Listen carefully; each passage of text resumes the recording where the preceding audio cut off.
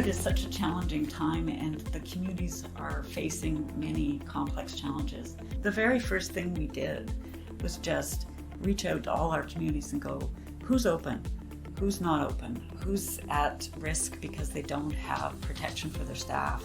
And so in the early stages of the pandemic, a lot of it was just reaching out, talking to everybody and going, how can we help and how can we direct either funding and or other resources to those agencies so they could be responsive and reopen and serve the most vulnerable in the communities.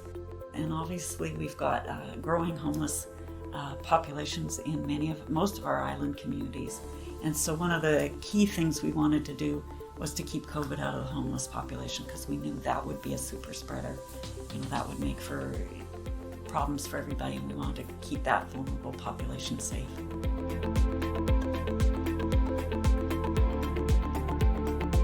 Just since March, we've been funding 126 organizations and 164 programs through our region. We know food security is an issue. We've had some of the food banks closed down.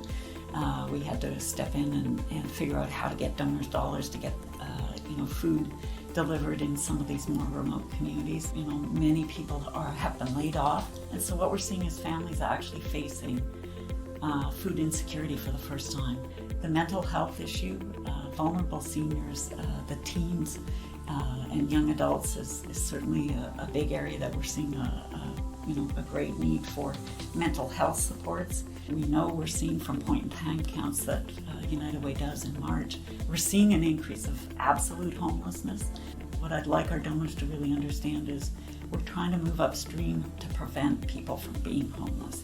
So if we can do rent supports, if we can help people prior to them becoming absolute homeless and having to go into shelters, that's key.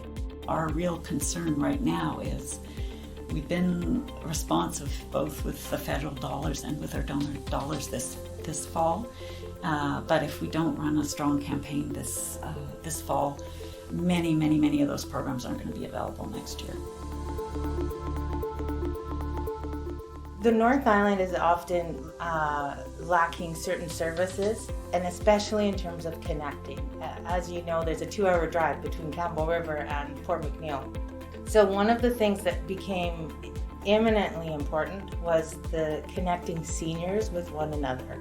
So a local group was really looking at how can we provide seniors the support they need, the outings they need, the connections they need, the relationship stability that they need. And so we were able to support them to implement programs and services that really gave senior citizens these things.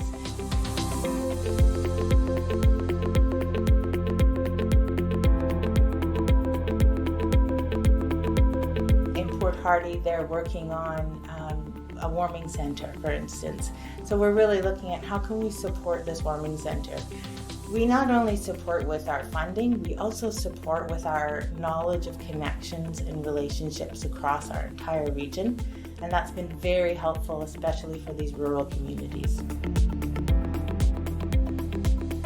The need is huge in our communities through next year. We're turning to our donors again this fall, saying, if you can, please give. It's going to be needed more than ever.